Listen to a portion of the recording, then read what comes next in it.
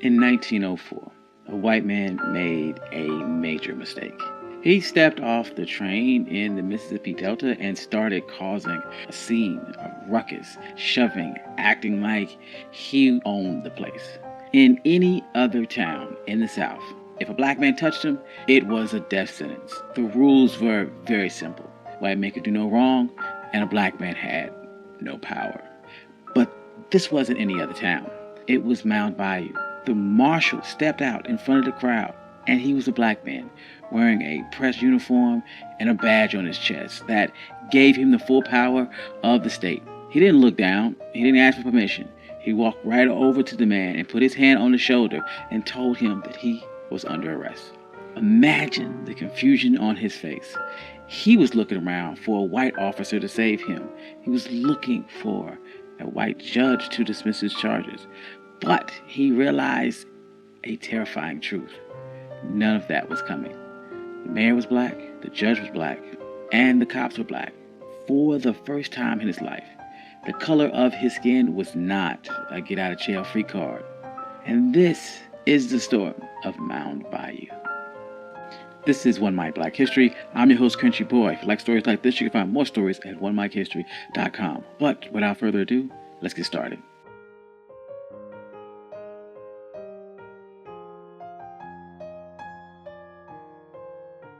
This wasn't a fantasy. It wasn't a movie. This was a real place, a black fortress in the middle of one of the most racist states in America. A place where Jim Crow had absolutely no jurisdiction. People love to talk about towns that were burned, and you know some of the names: Tulsa, Rosewood, Wilmington, North Carolina. We share the pictures of the smoke and the ruins because it fits the story that we've been taught that everything we've ever built, they destroyed it. But that doesn't tell the complete story. There was a town that they couldn't burn, a town that stood for nearly a century as a living, breathing proof that black people did not need integration to survive. All they needed was infrastructure. This is the story of Mound Bayou, Mississippi. And if you ever wondered what it looked like when a community stops asking for permission, this is your blueprint. So, to understand how a place like this could even exist, you have to go back to a bit of a paradox. You have to go back to a plantation called Davis Bend. Decades before the Civil War, there was a plantation owned by Joseph Davis, the older brother of Jefferson Davis, the president of the Confederacy. But Joseph Davis was different. He was a utopian socialist. He believed that if you gave enslaved people enough autonomy, they could produce more. So he set up a system that looked less like a labor camp and more like a twisted experiment on self-governance. Enslaved people had their own court system with their own judges and juries to settle disputes. They were trained to be managers. They learned how to keep complex ledgers, how to negotiate contracts with steamboat captains, and how to run a massive agricultural enterprise. Growing up in this system was a young man by the name of Isaiah T. Montgomery. He was more than just a laborer. He was a secretary. He was in the room where deals were being made. He saw the paperwork, and he learned the hidden language of capitalism. When the Civil War ended, Isaiah looked around at the chaos of Reconstruction and saw the violence rising. He saw the Ku Klux Klan forming, and he realized something profound. Integration was a trap. As long as black people lived under white jurisdiction, they would never truly be free. He didn't want to fight for a seat at the table. He was trying to build his own damn house. He knew that he couldn't just take the land.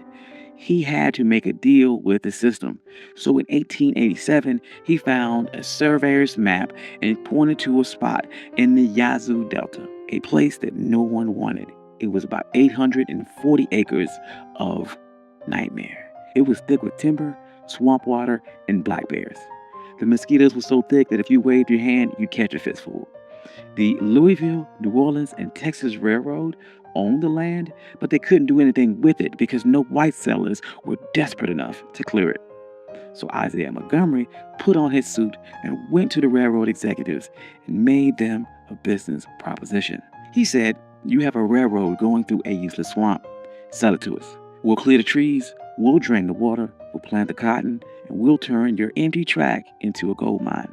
The white executives simply saw dollar signs. They thought they were taking advantage of a desperate people. They had no idea they were funding a fortress. Montgomery would purchase the land for $7 an acre. But here's where the genius part came in, and the part that changed history. He set up a charter for the town. The policy included that the land in Mound Bayou could only be sold to other black folks. Think about that. He used the exact same restrictive covenants that white neighborhoods like Levittown used to keep us out, but he flipped that weapon. He used it to keep the oppressors out. This created an invisible wall around his town. If you didn't own the land, you couldn't vote in the town elections. If you couldn't vote, you couldn't be the sheriff. You couldn't be the judge. By controlling the land, you controlled the law. He moved with some urgency. He knew that they were on a race against time. The first settlers crept through in rough shanties, fighting off malaria and wild animals while clearing the trees by hand. But within a decade, the swamp was gone, and the place was a bit of a miracle. By 1907, if you walked through the streets of Mound Bayou, you wouldn't have seen the struggle. You would have seen power. There were 13 black-owned stores. You would see 3 cotton gins humming with machinery. You would see a train depot that was busier than some of the white depots in neighboring towns. They even printed a newspaper, The Demonstrator, because if you didn't control the media, someone else would write your story for you. But this isn't just about buildings. The town also closed the loop on economics. In most places, a black farmer would grow his cotton, but he'd have to take it to a white gin to be processed. The white owner would then cheat him on the weight, and then he would take his money to a white bank where they would charge him predatory interest, and he would spend it in a white store that wouldn't even let him try on shoes. Every black dollar went into white hands immediately. But Mound Bayou changed that. The cornerstone of this strategy was the Bank of Mound Bayou, founded in 1904 by Charles Banks. They called him the Wizard of Finance. He understood that freedom wasn't real unless you could fund it. When he opened the bank, it wasn't just a place to store cash. Farmers from all over the Delta, even outside of the town, started to bring their money to Charles Banks because when he walked into the lobby, they were treated like human beings. They could get a loan to buy seed or equipment without signing away their dignity. And that money stayed within the town. The bank lent that money to the grocer hired a carpenter, the carpenter played the doctor, and the dollar circulated 5, 6, 7 times before it left the community. But the greatest test of this infrastructure wasn't just banking, it was survival. During the 1940s, if you were black and you got sick in the Mississippi Delta, you were in trouble. White hospitals would not take you, or you were thrown in the basement ward with no heat and no nurses. You could die from a simple infection because you were on the wrong side of the color line. So Mound Bayou decided to build a healthcare system. They didn't ask the government for a grant. They went to fraternal orders. We often forget groups like the Knights and Daughters of Tabor. These were secret societies, benevolent orders where the members paid small monthly dues, mostly nickels and dimes. It was the original crowdfunding. They pulled together these nickels and dimes into a massive war chest and built the Taborian Hospital in 1942. This place was state-of-the-art for the time. It had x-ray machines, incubators for premature babies, sterile operating theaters that rivaled anything in Memphis or Chicago. They hired black surgeons and paid them top dollar, and they had black nurses in crisp white uniforms. For a sharecropper who spent his whole life being called boy, walking into a black hospital had to be a life-changing experience. The man running this hospital was Dr. T.R.M. Howard. He knew that you couldn't just have a healthy body in a sick society. You had to fix the politics too. So he turned Mound Bayou into a headquarters for the civil rights movement in the Delta. He launched the Regional Council of Negro Leadership. Every year, they would hold massive rallies in a field just outside of town. Sometimes up to 10,000 people would attend. Dr. Howard would get on stage and give them practical instructions on how to use their economic power. And this is where slogans like "Don't buy gas where you can't use the restroom" would come from. This was years before the Montgomery bus boycott, and he was teaching people that their wallet was a weapon. And if a gas station wouldn't let you use the restroom, you keep your money in your pocket and keep driving. See, when you start messing with the money, the system begins to fight back. In 1954, the Supreme Court ruled on Brown versus Board of Education, and the white power structure in Mississippi panicked. They formed the White Citizens Council. These were bankers, politicians, and merchants. They were called the middle class Ku Klux Klan. And they decided to use financial warfare to attempt to crush the movement. They initiated something called a credit freeze. They made a list of every activist, every member in NAACP, every person who dared to speak up. And they called banks and they said to call in your loans. Suddenly, black business owners had 24 hours to pay off debts they thought they had years to pay. Farmers went to buy seed and were told that credit was no good. Sharecroppers were kicked off their land. They tried to starve the movement into submission. And this is where the infrastructure of Mound Bayou saved the day, because Dr. Howard and his lenders didn't have to beg for mercy. They could look at the math and they organized what they called an anti-freeze fund.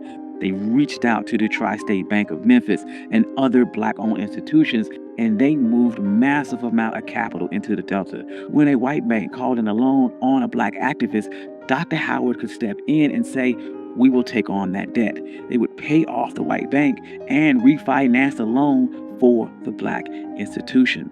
This kept storekeepers stocked, this kept mortgages current, and this kept black trucks moving. But these type of efforts don't make headlines. It wasn't a march. It was a wire transfer. And that wire transfer saved the movement. It bought them time. And in a long war, time can be the most expensive commodity. This black fortress protected people in ways that went beyond money. When Emmett Till was murdered just a few miles away, the trial was a dangerous farce. Black reporters and witnesses were threatened with death if they testified. Where did they go? They went to Mound Bayou. Dr. Howard turned his home into a command center. He set up an armed guard. He had a safe house. Mamie Till Mobley, Emmett Till's mother, even stayed there. They would drive them to the courthouse every morning to face that horror, and then drive back to Mound Bayou at night to sleep in the only place where the sheriff couldn't let the lynch mob in. And this brings us back to the image of that sheriff on the train platform that we began with. Now, what you need to understand is that what happened in Mound Bayou wasn't magic. It wasn't a utopia where everyone got along perfectly. It was a real place with real issues, but it was a proof of concept. It proved that poverty and chaos that we saw in other places wasn't natural. It was engineered. And when you remove the artificial weight of white supremacy, and when you allow black people to own land and control the bank and police their own streets, we didn't just survive, we thrived. We built hospitals, banks with surplus capital. We built towns that were safe, clean, and more prosperous than the white towns that were attempting to destroy us. And Mound Bayou is still here today. It's smaller. The highway system bypassed it, and the economy changed, just like it did for a lot of small rural towns and for a lot of black businesses. But the most important thing about Mound Bayou isn't how big it is today, is that it never burned. Unlike Tulsa, unlike Rosewood, the mob never came from Mound Bayou. They couldn't. Infrastructure was too strong. Ownership was too absolute. They had built a wall of deeds and dollars that hate couldn't climb over. So the next time that someone talks about trauma porn and that it's just the endless cycle of us building and destroying, you can tell them about the black town that was built in the swamp. Tell them about the sheriff who arrested a white man. Tell them about the bank who fought a credit freeze and won. And tell them that we didn't just survive the system. When we wanted to, we built a better one. Thank you. I'm your host, Country Boy. This has been One Mic Black History. If you like stories like this, you can find more stories like this. OneMicHistory.com. I also have a Substack. I would love to see you there. I post articles every single week, and I post notes every single day. I'd like to thank all my day ones and my financial contributors. I love every single one of you. Without you, none of this could be possible. Peace.